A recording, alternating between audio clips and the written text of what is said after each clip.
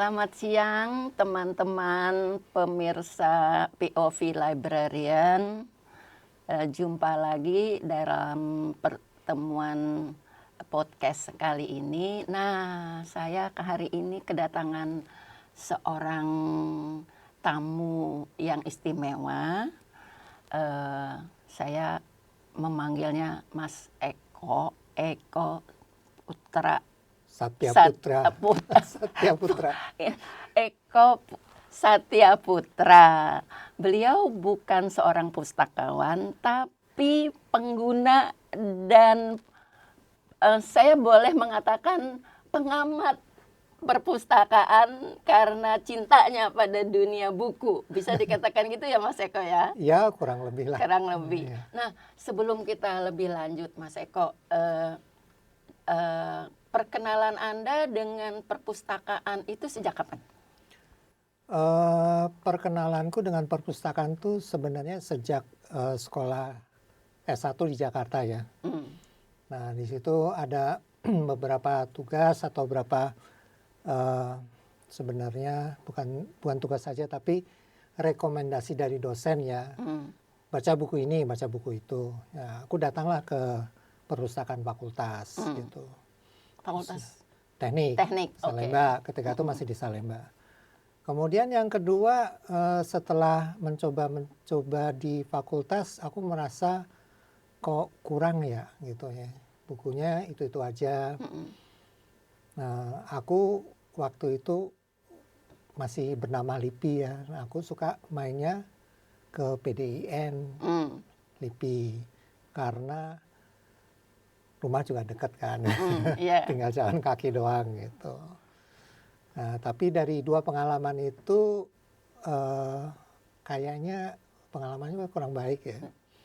Kurang baiknya gini, ketika aku ingin mencari sesuatu kan, aku belum tahu apa yang namanya perpustakaan, bagaimana cataloging. Ya aku belajar sendiri kan.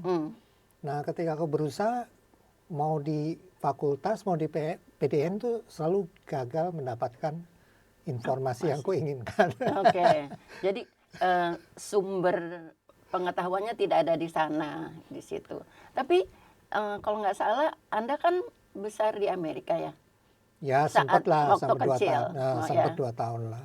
Tapi waktu di sana nggak expose menggunakan perpustakaan? Enggak, masih terlalu kecil lah. Oh, I see. Tapi umurnya 6 tahun. I see. Jadi kenal dunia perpustakaan yang kurang agak mengecewakan gitu ya. Itu setelah ada di Jakarta. Nah, selain itu setelah memasuki dunia kerja bagaimana? Apakah perusahaan tempat Mas Eko kerja ada perpustakaannya? Ya, waktu zamanku itu kalau ada perpustakaan di perusahaan itu namanya anomali. Anomali, kasihan banget. Boleh tahu perusahaan di industri apa? Ya, karena nama kan tabu ya, industrinya apa? Manufaktur lah. Dulu ada 2 industri ya, manufaktur elektronik sama manufaktur suku cadang ya. Yang elektronik itu kebetulan entah gimana caranya ya, tiba-tiba suatu hari aku di approach ya, didekati oleh HR dan mereka bilang, kita ingin buat ruang baca yuk sebelah kantin. Ayo aja gitu. Terus ngapain ngomong ke aku gitu ya. Ya kamu sumbang-sumbang ide lah, bahan bacaan apa yang bagus dan segala macam gitu ya. Ya dari situ aku mulai berkenalan dengan kalau di industri ya, karena ini kan yang manufaktur elektronik ini waktu itu di Cibitung itu kan punya induk di Tokyo, Jepang. Dan aku pernah ke sana dan di sana memang ada ruang baca. Dengan segala macam istilahnya apa ya, bukan jurnal tapi kayak majalah. Terbitan mereka yang memuat inovasi-inovasi mereka, praktek-praktek apa, terobosan dan segala macam lah ya. Nah itu rupanya ingin diterapkan gitu loh. Tapi yang di Jepang itu banyak digunakan oleh karyawan ya? Ya kalau yang di Jepang kebetulan aku ke headquarternya ya, yang aku lihat sih ya lumayan lah staff di situ datang baca dan segala macam gitu ya. Dikelola oleh seorang pustakawan atau Nah itu aku karyawan? nggak tahu, Oh oke. karena selain waktunya singkat, kendala bahasa karena aku nggak ngerti bahasa Bahasa Jepang. Jepang. Oke, tapi Gitu ya. Eko kan udah ngelihat ada gambaran ya, Ya, satu perpustakaan ada. kecil Ya. yang berperan boleh dikatakan kepada perusahaan. Iya betul. Nah, jadi waktu yang Mas Eko diminta untuk mengembangkan ruang baca atau perpustakaan kecil ini untuk mentransfer apa sistem yang ada di Tokyo ke Jakarta atau Nah itu nggak pernah kita secara eksplisit disebutkan ya maunya gimana. Mereka hanya ngajak aja. Terus mereka minta masukan ya dari karyawan tertentu supaya ruang baca itu menarik. Ya ujung-ujungnya namanya juga perusahaan ya. Nah, ujung-ujungnya apa? Kalau menarik ya diharapkan orang membaca di situ kemudian dapat ide untuk perbaikan proses di pabrik dan seterusnya. Ujung-ujungnya bicara profit gitulah ya. Nah, tapi sayangnya itu nggak bertahan lama, terus akhirnya tutup. Oh, yang ruang baca ini. Ruang bacanya tutup. Sebelum perusahaan tutup, ruang baca itu tutup gitu loh. Yang meminta itu pimpinan atau teman sejawat? Kolega di HR ya, I see. Human Resource. Kala itu apa sih yang ada di dalam benaknya HR manager lah itu? Ini udah lama banget ya. Ini berarti tahun berapa ya? 2000-an ya.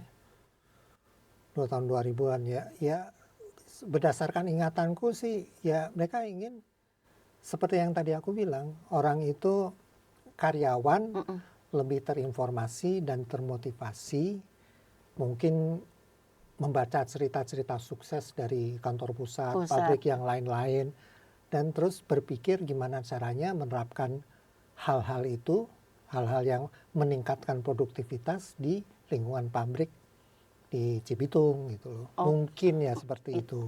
Tapi itu kalau meningkatkan ya berinovasi lah sebagai strategi perusahaan. Perusahaan tidak menyebutnya sebagai knowledge management. Enggak.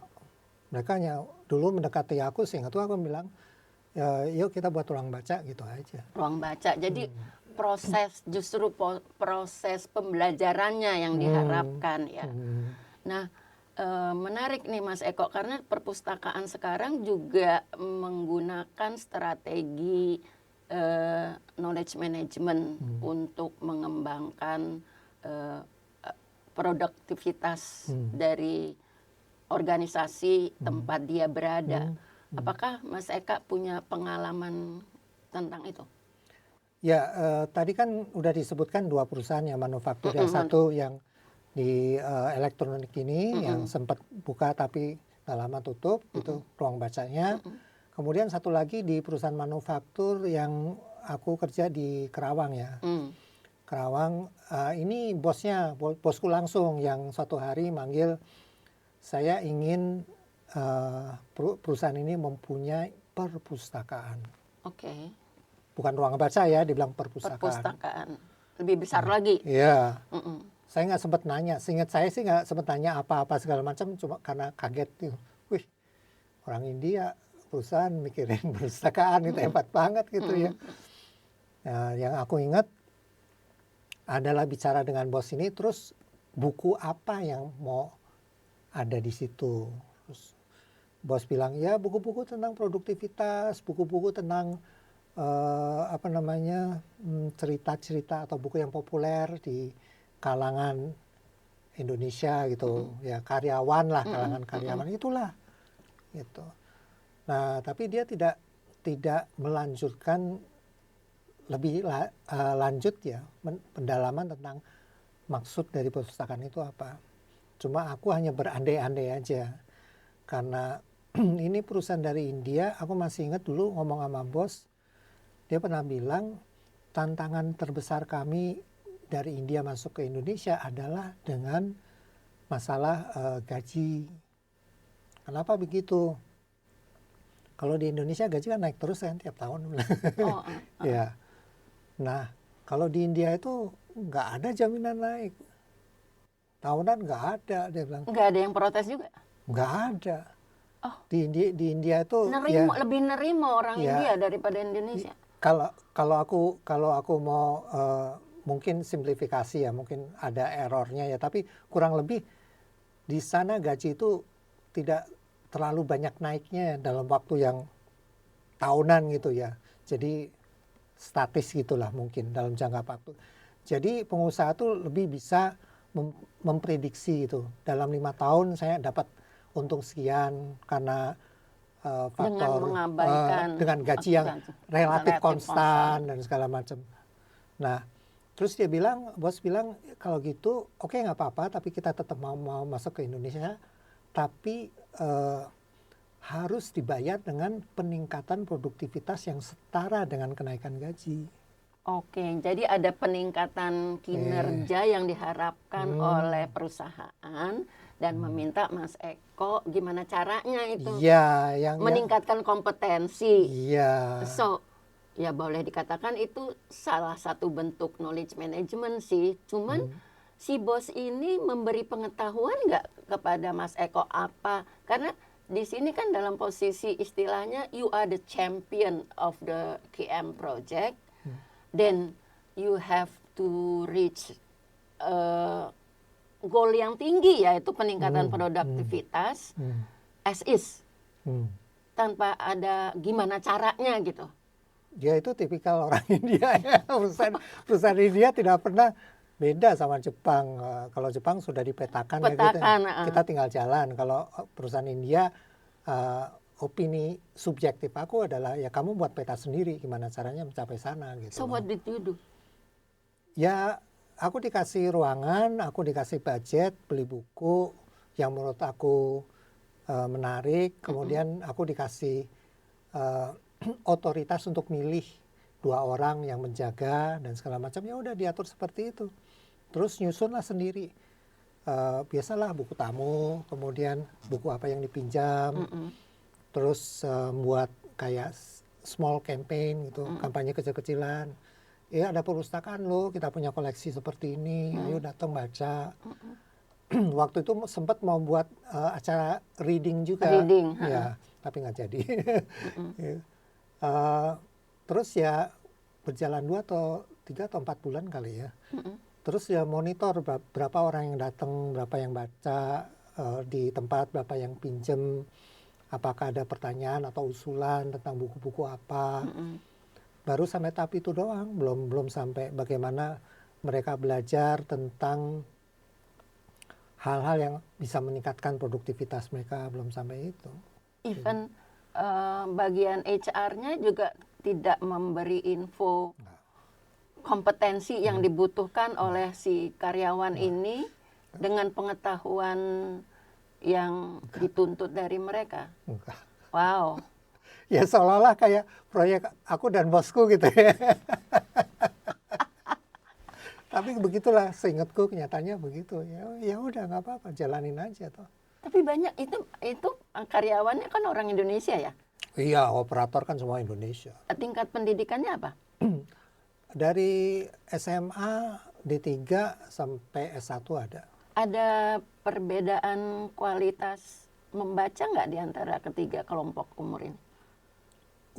Aku belum sampai dapat data seperti itu, belum nggak nyampe. Gitu. Oke. Tapi gini, sekarang kan Anda punya pengalaman nih mengembangkan perpustakaan dengan imajinasi Anda. Anda sendiri sebagai pengguna perpustakaan, ada kaitannya nggak sih di antara 2 aspek ini sebagai kinerja dalam peningkatan pengetahuan karyawan antara pengguna sama dengan penyelenggara. Ya gini ya, sebenarnya terlepas dari aku penyelenggara, aku tuh juga orangnya orang yang penasaran gitu, ingin tahu. Jadi kalau begini gimana, kalau begini gimana. Jadi aku baca dari berbagai hal lah. Bukan oke, latar belakangku teknik ya, tapi kan ketika harus manajerial kan harus tahu tentang manusia itu apa dan seterusnya ya. Jadi itu belajar sendiri. Jadi kalau dipikir tentang pengguna dan penyelenggara, bagi aku itu hanya berubah posisi dari orang yang menerima dan orang yang harus membuat. Dan intinya satu ya, untuk membuat orang tertarik itu gimana caranya, kan pertanyaannya itu kan. Nah, tertarik untuk menggunakan koleksi membaca, mengembangkan diri, mempunyai pengetahuan, habis minat lah mendaya gunakan ya. Setelah punya pengetahuan, membangun skill, meningkatkan produktivitas dan seterusnya ya. Nah, itu kalau aku boleh mengungkapkan sedikit, menurutku setelah aku kan tadi aku udah bilang aku juga senang baca macam-macam. Itu sebenarnya ada suatu model yang menurutku sangat bagus sekali ya, dari pengarang terkenal lulusan MIT namanya Peter Senge. Dia menulis The Dance of Change. The Dance of Change itu kan dia bilang untuk membuat suatu profound change itu harus ada 3 loop, ya, ada 3 circle. Pertama adalah circle inisiasi. Inisiasi itu di mana orang itu kumpul, ngobrol-ngobrol, terjadi berjejaring, terjadi difusi, ya, perpindahan knowledge dari yang kurang menjadi lebih dan seterusnya. Kemudian meningkatkan antusiasme dan komitmen untuk melakukan sesuatu hal yang baru. Nah, ketika inisiasi ini jalan terus, setelah si kelompok dan orang itu melakukan inisiasi dalam perubahan, pelan-pelan tumbuh kapasitas belajar kan. Dan dari proses learning-nya di situ ya. Dia pelan-pelan membangun capability untuk belajar kan, kapabilitas. Dari kapabilitas untuk belajar itu diharapkan ada hasil-hasil personal yang dia nikmati tapi belum tangible ya, nikmati yang meningkatkan antusiasme dan komitmen dia untuk melakukan perubahan lagi. Tapi ada dalam kepala. Itu internal ya. Itu internal dan bukan tangible, bukan financial reward. Ya, semangat untuk itu. Iya. Tapi termasuk juga kreativitas untuk meningkatkan kerja. Iya, misalnya ya, kalau dalam lingkungan perusahaan gitu ya, yang kalau nggak salah ingat ya, kalau ini udah lama, salah satu yang bisa intangible itu misalnya ketika seseorang tuh datang ke aku gitu ya, terus mereka bilang, oh proses ini nih sebenarnya gini ya. Masalah ini tuh sebenarnya begitu ya. Jadi selama ini saya salah memandangnya. Seharusnya begini-begini. Jadi kita ngobrol lah. Nah di situ kan terjadi aku dan orang itu berjejaring dan di situ terjadi difusi kan pengetahuan. Dia yang merasa kurang pengetahuan, aku berikan, kalau cocok diambil dan seterusnya ya. Jadi itu adalah di level lingkaran kedua itu adalah sustaining kan, bagaimana mensustain supaya dia merasakan ada hasil pribadi yang dia nikmati secara internal ya, dan bukan tangible. Nah ketika itu berjalan terus, kapabilitas belajarnya meningkat sehingga dia bisa melakukan inovasi. Jadi redesign dan rethinking tentang proses yang ada di lingkungan kerja dia. Itu kontribusi individual kepada organisasi. Iya, individual maupun kelompok. Ya. Nah, kontribusi kepada organisasi yang mendatangkan financial reward bagi organisasi dan tentunya orang tersebut juga. Kalau dalam organisasi itu fair ya. Ya. Sehingga orang itu merasakan pada akhirnya dari yang dia ngumpul-ngumpul ngomong awang-awang, kemudian dia merasa bisa berjejaring dengan seseorang, mendapat pengetahuan, akhirnya mendapatkan tangible financial reward.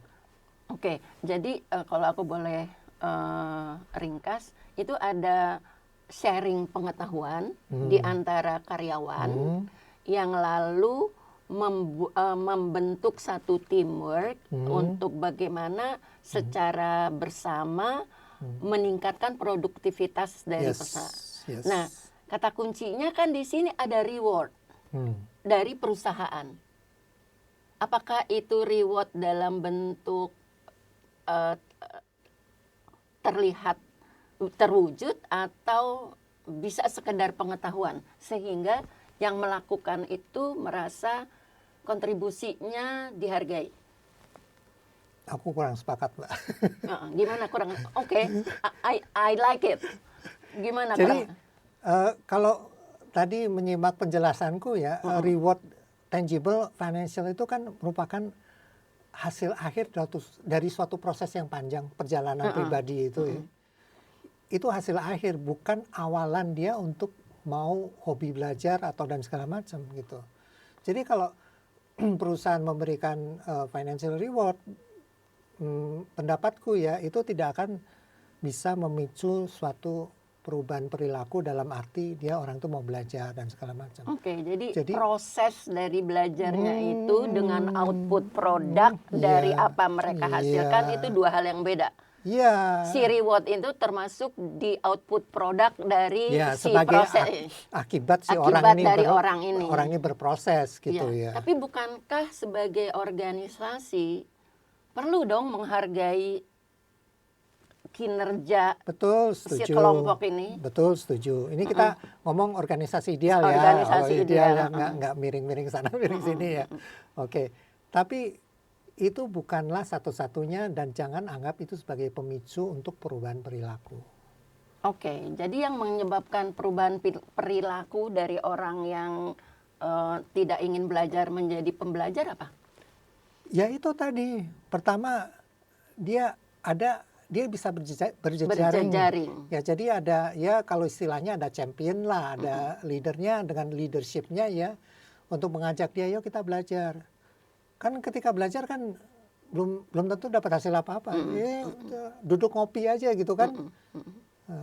Nah, tapi dari ajakan-ajakan ngopi itu moga-moga dia dapat sesuatu yang bagi dia bermanfaat ya. Bagi dia ya, artinya secara internal dia mengakui ini ada manfaatnya dan bukan duit ya, bukan tangible ya. Dari inisiatif pribadi ini. Kalau dua hal itu terpenuhi, ya moga-moga sih dia bisa berkontribusi, berinovasi untuk organisasinya.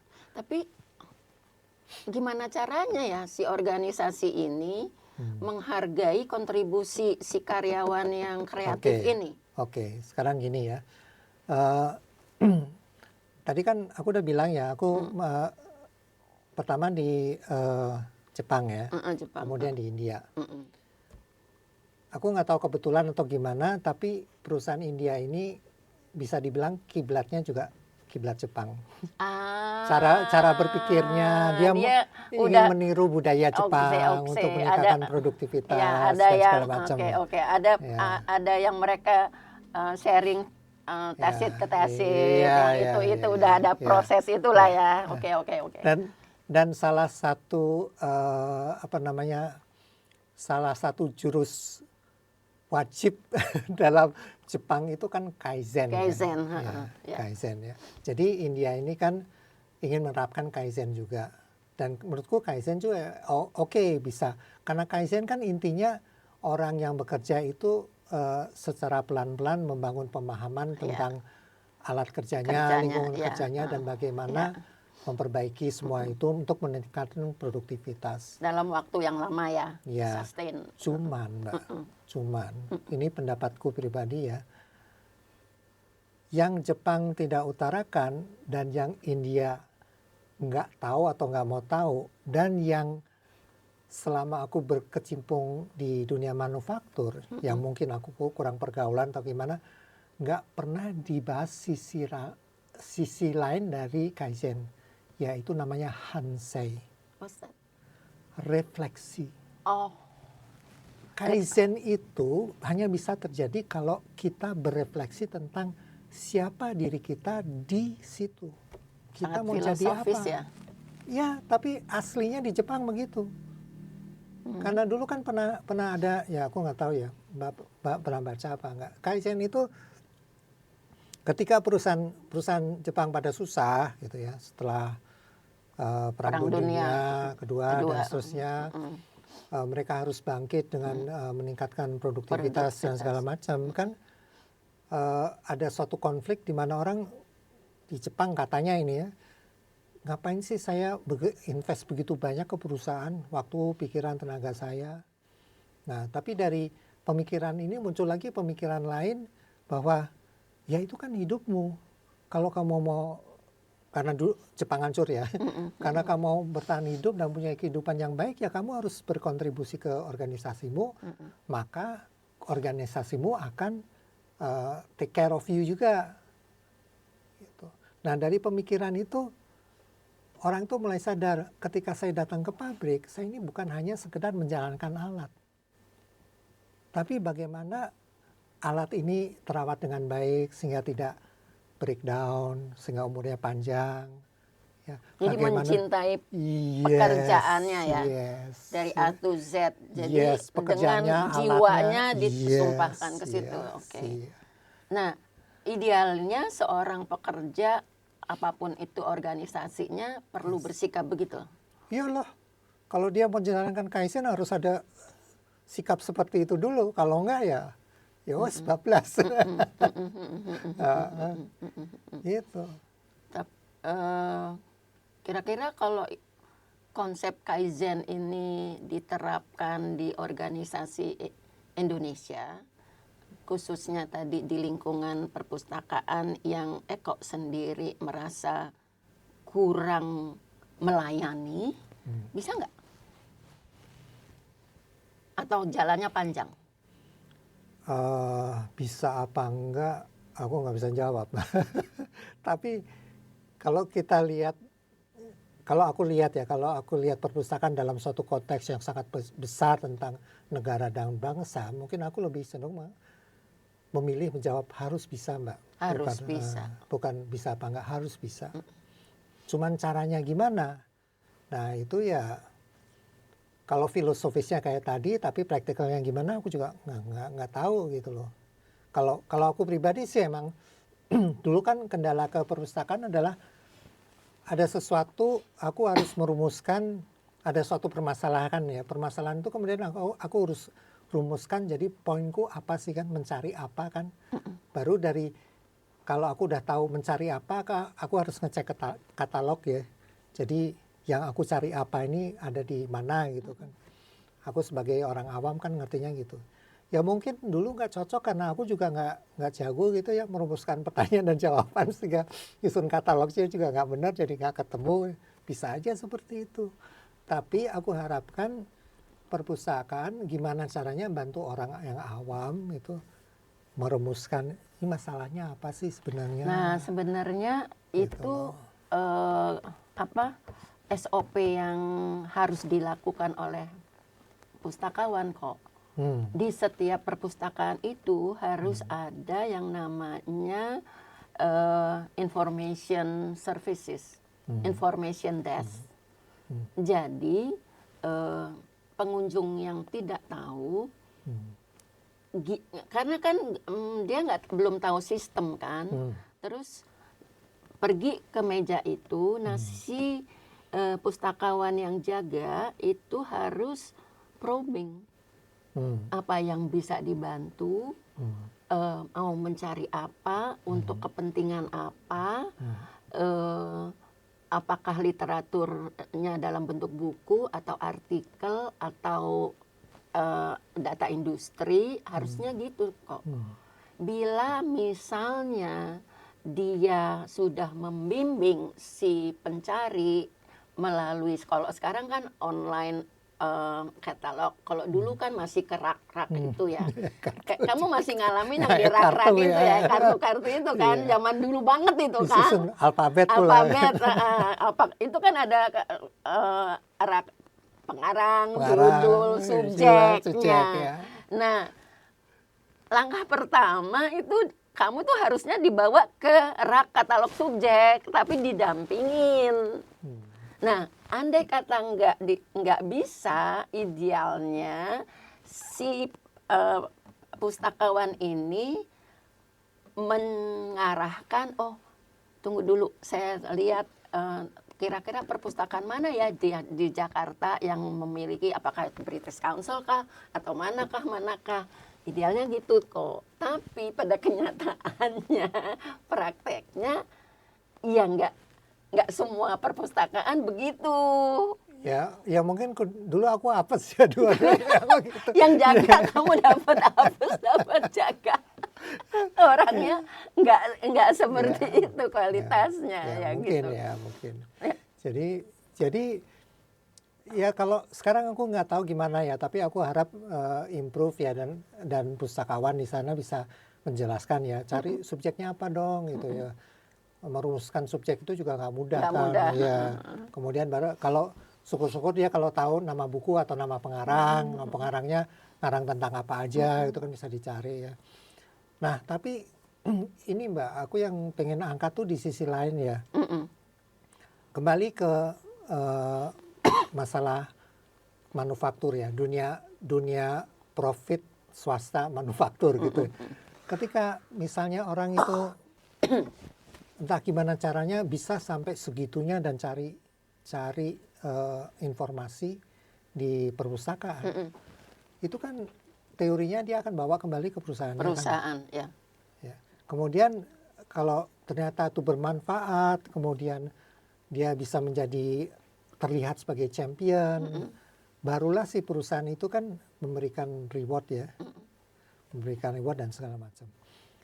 Tapi apakah perusahaan itu acknowledging ada orang-orang yang seperti ini mencari dengan dayanya sendiri, inisiatifnya sendiri, tambahan pengetahuan, membawanya ke perusahaan, terus mengimprove. Apakah itu di-acknowledge? Kalau nggak di-acknowledge, ya orang cenderung nggak pergi ke perusahaan, Mbak. Kalau kita bicara tentang manufaktur ya, manufaktur atau profit lah, itu juga suatu masalah yang harusnya ditangani. Nah, ini aku nggak tahu prakteknya sudah dilakukan apa nggak di Indonesia ya. Secara teori, knowledge management itu secara garis besar kan menganggap pengetahuan itu sebagai aset yang bisa menimbulkan inovasi, perbaikan di segala macam. Nah, harus ada sistem yang recognize what you said, yang berdampak dengan kinerja. Jadi memang champion di perusahaan itu akan ada fokus grup, baik itu dari sistem, baik itu dari sisi HR yang recognize bahwa si karyawan A ini sudah membawa inovasi nih. Dan itu kalau itu perusahaan yang benar, itu recognize dengan penilaian karya secara teoritis ya. Jadi kan ada leveling kompetensi nih. Nah, kalau misalnya aku tadinya levelnya 4, yang role modelnya level 10 nih. Nah, si bagian HR ini harusnya untuk menaik ke golongan-golongan ini kompetensi apa, dalam wujud apa, harusnya teorinya gitu. Kalau misalnya ada cerita dari Lira, sayang Lira nggak hadir ya hari ini. Lira di Kota Gede minggu lalu itu cerita ada perusahaan yang misalnya itu perusahaan penelitian kalau nggak salah. Jadi ada sistem yang kalau dia belum memasukkan, misalnya dia harus masukin laporan penelitian, itu dia terputus tuh kepada semua sistem yang di-recognize oleh KM manager. Oke. Segitunya harusnya, tapi bagaimana, seberapa banyak itu sudah diterapkan, walau alam, aku juga nggak terlalu update dalam kondisi itu. Cuman idealnya ya begitulah. Cuman kok menarik ini ya kok ya, karena di satu sisi kan Eko membicarakan filosofi kerja ya, dengan harapan bahwa setiap karyawan itu harus mengerti value apa tentang pekerjaan itu sampai dia menumbuhkan kecintaan pada pekerjaannya. Dan dia nggak hitung-hitungan nih kalau dia kerja itu kayak udah jadi satu sekte agama sendiri ya jadinya ya. Belief kan itu udah tingkatannya bukannya reward bentuk nyata lagi, tapi kan ada spiritual behavior ya terhadap pekerjaan, bahwa dia akan mendapatkan reward gaji ya udah semestinya ya.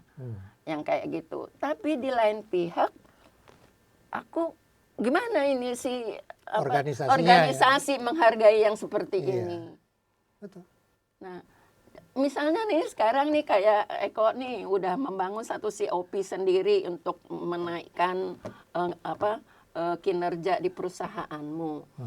Somehow apa sih si pemberi perintah bosmu itu apa intervensinya supaya itu bisa berjalan menurut sistem Kaizen kah? Apakah itu jadi is it ignoring atau ada office politik yang menghambat itu atau apa? Kalau di dalam satu organisasi? Ya, aku nggak bisa menjawab mewakili ya, karena aku hanya bisa menjawab berdasarkan pengalamanku di manufaktur. Yang sebenarnya di perusahaan Jepang ini ya, aku masih ingat ada dua hal yang aku lakukan dan mereka acknowledging ya, acknowledging. Tapi di antara dua hal ini hal yang terpenting itu adalah ketika ada krisis finansial Asia 1998. Jadi kan duit susah. Ya. Duit susah. Kemudian maunya pengusaha adalah jual pagi, sore udah pada laku. Kasarnya begitu ya. Kemudian pemahaman yang kasar ini kalau diterapkan dalam industriku itu artinya produksi sebanyak mungkin, stok bahan baku sesedikit mungkin. Supaya duit itu puternya cepat ya, nggak ngendap ya. Nah itu ternyata dengan menggunakan sistem yang ada yang dibawa dari Jepang tidak mampu. Tidak mampu. Karena environment-nya beda? Macam-macam lah ya. Terus aku tuh ditarik sama presidir ke ruangan yang isinya semua orang ekspatriat. Orang Jepang. Terus dia bilang, aku mau, presidennya orang Jepang, aku mau stok kita tuh seminimum mungkin, tapi produksi tuh selancar mungkin, nggak ada gangguan, nggak ada informasi salah tentang akurasi gudang ya. Kalau akurasinya jelek kan berarti barang yang katanya ada, nggak ada, barang yang katanya ada sedikit, ada banyak dan sebagainya. Pokoknya aku mau beres, aku nggak mau duit ngendap. Aku dikasih mandat gitu Mbak, pusing kan lah ya. Ya udah aku ngumpulin sama anak buah sama tim dan saya bilang, terus aku bilang, oke, kita kan punya suatu sistem dari komputer yang menghitung. Kita mau produksi apa, barang yang udah dipesan apa, yang akan datang berapa, yang di gudang berapa, jadi kita perlu berapa. Itu tuh emang tidak bisa mengikuti proses perubahan siklus yang lebih cepat ketika krisis finansial itu. Jadi banyak barang yang dipesan maupun datang itu sebenarnya kita nggak perlu. Jadi kondisinya ekonomi krisis ya, itu. Jadi solusinya kita evaluasi ulang hasil komputer secara manual. Kemudian kita koreksi. Masya Allah. Mana yang kita bisa mundurin, mana yang kita bisa batalin, dan itu dilakukan terus berlangsung selama 6-7 bulan dan mulai kelihatan hasilnya. Dan bos secara manual. Iya, secara manual dengan seluruh tim. Bos itu apresiasi banget ya. Wow. Dan suatu hari aku ayo kita ke gudang, karena aku bukan bagian gudangnya. Ditunjukin nih, ini nih gara-gara sepak terjangmu dan timmu, gudang ini lebih nggak riwah gitu, barang nggak numpuk, barang jelas terlihat, akurasi meningkat. Dan ketika itu aku dengan presiden itu tidak pernah bicara financial reward, tapi aku bangga gitu loh Mbak. Tapi kan itu ada reward yang penghargaan terhadap kinerja kan sebenarnya, meskipun tidak finansial. Hanya apresiasi personal dia ke aku ada gitu. Nah, sebenarnya kalau di dalam knowledge management itu termasuk salah satu bentuk reward. Ya. Sesimpel bahwa dimasukin ke sistem webnya perusahaan. Si A ini sudah berhasil ini. Oke, itu kan setuju, dalam bentuk setuju. Tapi dengan catatan loh Mbak. Apa? Dengan catatan aku bekerja di perusahaan itu dengan orang Jepang ya karena aku tulus gitu. Beda loh kalau aku bekerja dengan dasar orang Jepang bisa nyuruh doang, nginjek doang, Romusha kerja. Nggak bakal, aku sama bosku nggak bakal klop kan. Jadi ada kepercayaan ya, trust dari bosmu ke kompetensi kamu, sehingga kamu juga dengan ikhlas bekerja, gitu ya. Dan dengan satu timmu melakukan yang manual itu, yang secara teknologi kurang, tapi dampaknya lebih memuaskan perusahaan gitu kan.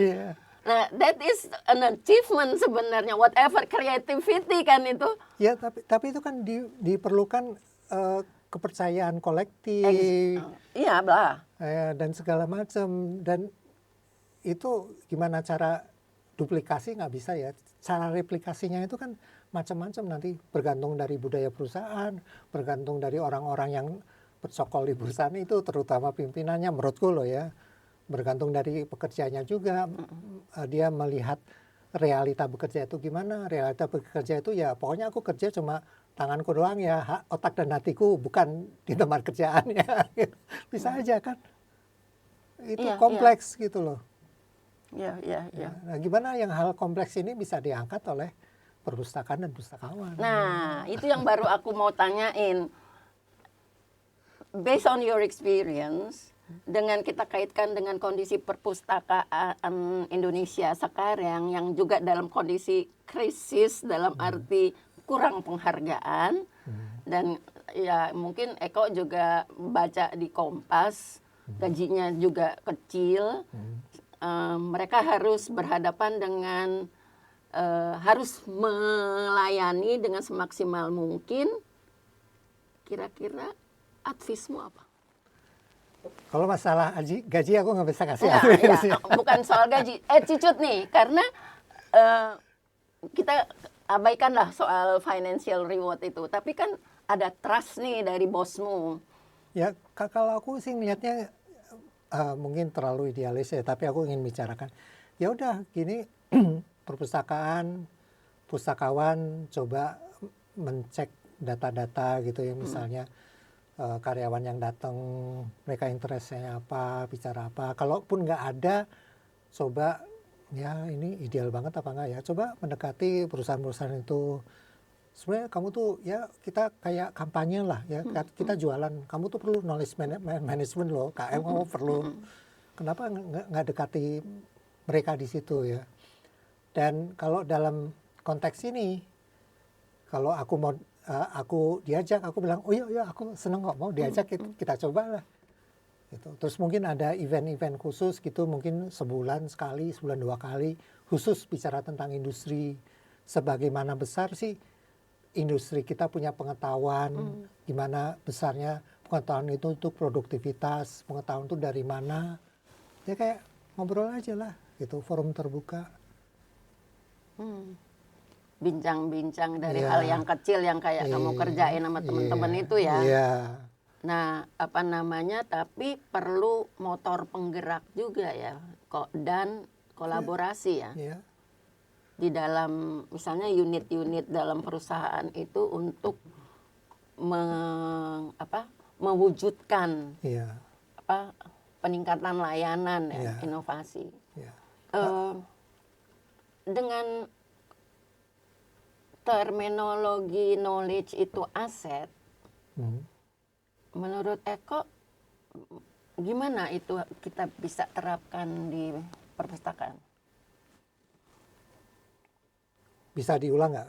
Bisa kan, diterapkan? Tadi kan kalau di perusahaan Jepang, pengetahuan itu dianggap sudah sebagai aset perusahaan kan? Betul. Yang kamu lihat di Jepang itu kan. Sehingga industri manufacturing itu melihat tidak hanya dokumen tertulis yang dihasilkan dari laporan, tapi pengetahuan individu, which is kalau dalam terminologi KM itu tacit knowledge, dengan explicit knowledge yang ada, itu adalah aset dari perusahaan. Nah, kalau kita transfer ini ke dunia perpustakaan, what should a librarian do? Ya, aku bayangannya berarti si pustakaan harus mendekati organisasi-organisasi ini ya, untuk bisa menangkap pengetahuan apa saja yang sudah ada di organisasi itu, sudah didokumentasikan dengan baik apa belum, kemudian sudah diuji bahwa pengetahuan itu memang memberikan manfaat kepada perusahaan, manfaat dalam bentuk profit ya, manfaat yang lain juga iya, dan juga kepada karyawannya. Jadi kita kerja itu bukan hanya kerja kayak yang tadi aku bilang tangannya doang, tapi hatinya ada, otaknya juga ada. Itu yang aku pikir perlu dokumentasikan. Namun ini bukan hal kerjaan yang mudah ya Mbak. Ini nyerempet-nyerempet dengan kepentingan alias politik juga. Siapa sih yang mau membuka ya?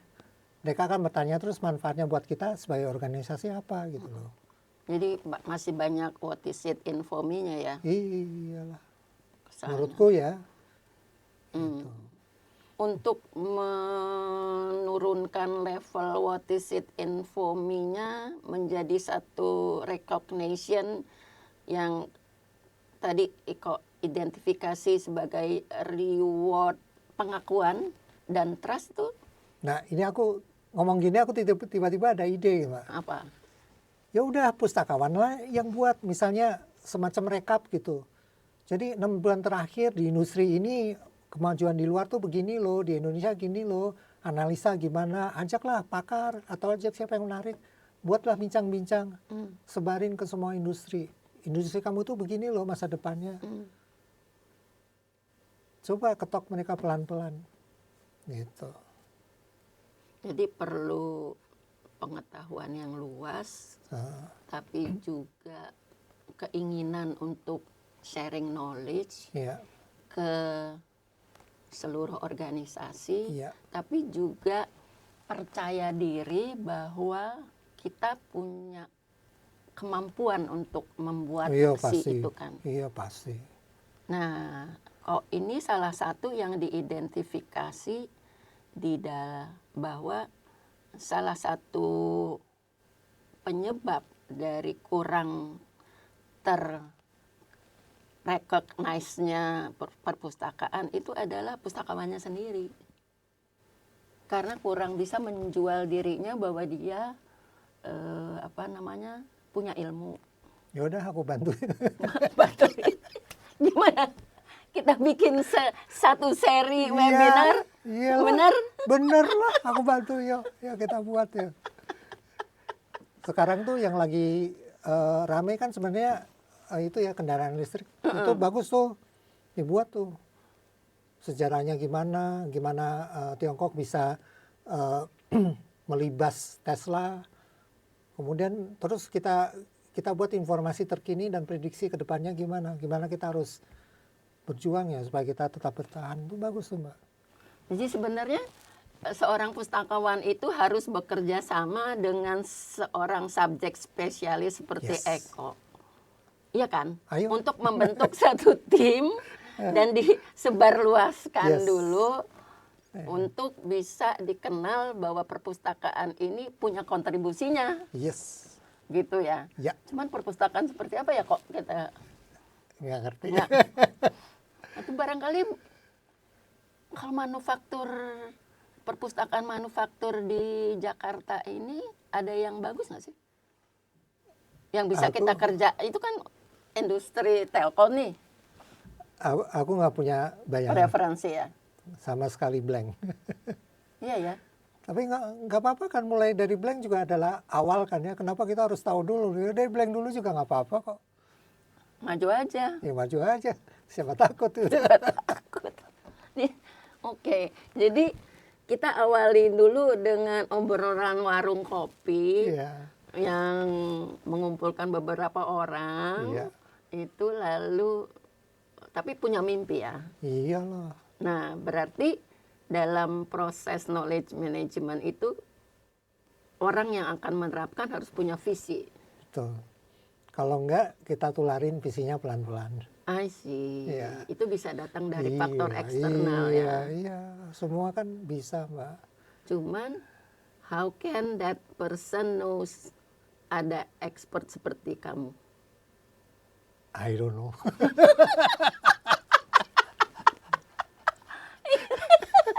Jadi perlu networking dengan orang-orangnya, barangkali melalui podcast ini kita bisa nularin nih kok. Moga-moga ya, amin, moga-moga. Dari obrolan warung kopi ini. Iya. Gitu. Oke kok. Kalau misalnya you have the last statement, what will you say to Perpustakaan Indonesia? Untuk mengakhiri obrolan kita yang sangat baik ini. Bermimpilah terus, maju terus, jangan putus asa. Gitu. Itu aja. Dengan modal itu, Ya. insya Allah akan ketemu dengan orang-orang idealis seperti kamu ya, yang bisa melanggengkan kontribusi perpustakaan Indonesia. Wah, itu closing statement yang bagus sekali tuh. Tapi aku kira teman-teman di pustakawan bisa belajar banyak, considering Eko itu bukan seorang pustakawan, tapi kamu punya harapan bahwa sebaiknya perpustakaan di Indonesia itu memiliki jiwa pelayanan yang prima kepada mereka yang datang.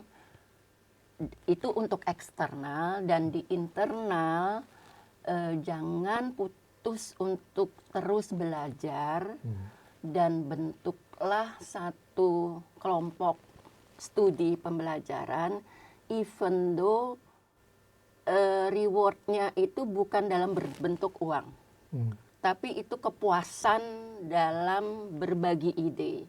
Iya. Ini sesuatu yang missing kok, karena semuanya sekarang dihitung dengan project.